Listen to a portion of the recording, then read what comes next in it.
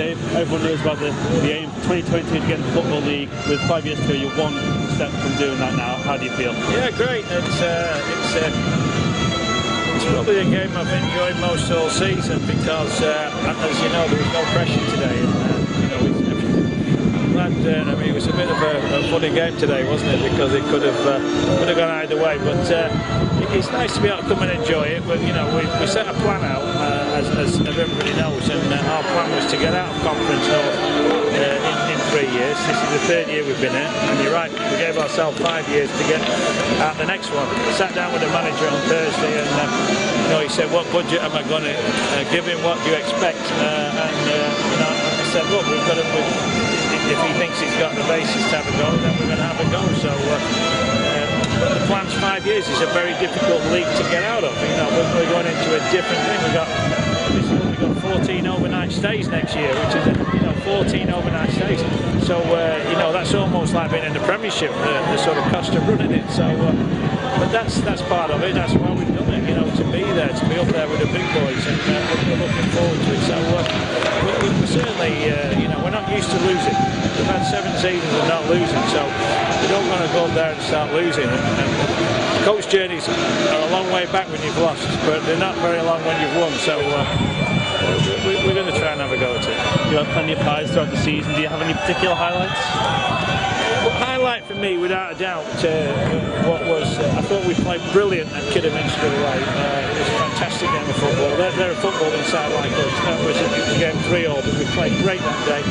Probably, I think, probably the best emotional match for me was Matthew Blinkhorn's equaliser against Kidderminster. I mean, it definitely made a difference when you look back now over the season. It could have been so different. So, great goal, late into stoppage time on a horrible day. They played us in the first half, but we fought back, and I think we've been a really resilient side this year.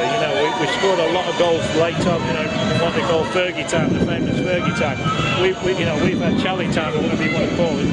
And that's the result, I think, of going full time. We've managed to grind it out a lot of times. We wouldn't have done that last season. We'd have lost a lot of those games last season. So I think that going full time was a big move for us. How proud are you to see the progression of the club as a whole?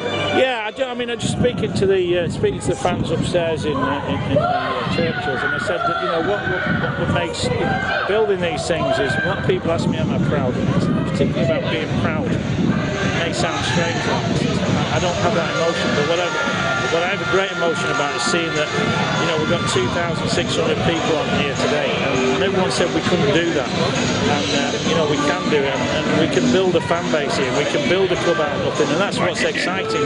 Taking something, little old Kirk and the Weshamers who were known, with one man and his dog, and we averaged nearly 2,000 this season. People said we're a pub team, people said you can't do that, people said we won't last, people said you can't put 2022 on your shirt. All those things they told us we couldn't do. We've done them. And we're only starting on this journey. We're sort of 7 or 8, 9 years into it, and there's a lot to do yet. So that's what sort of inspires me to do it. It's not a feeling of pride particularly.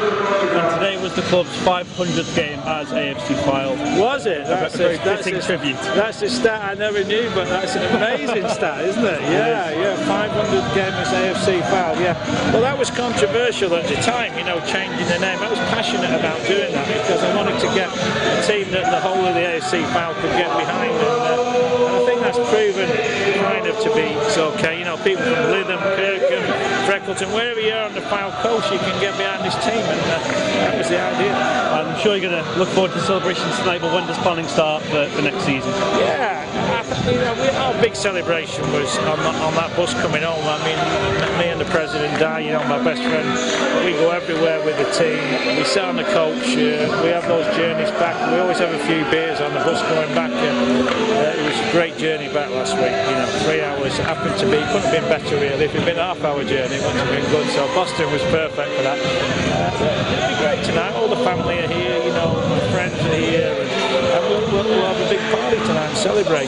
But the planning starts. The planning started on Thursday afternoon when we set our budget. The manager's got his targets. He knows who he's after.